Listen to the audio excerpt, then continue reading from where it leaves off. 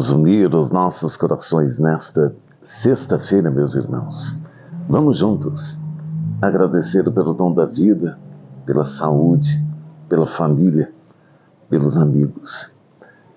Vamos agradecer por esta sexta-feira, por mais um dia desta nossa caminhada.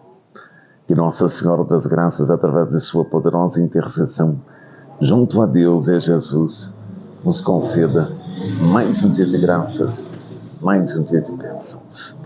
Ave Maria, cheia de graça, o Senhor é convosco. Bendita sois vós entre as mulheres, bendito é o fruto do vosso ventre, Jesus. Santa Maria, Mãe de Deus, rogai por nós, pecadores, agora e na hora de nossa morte. Amém.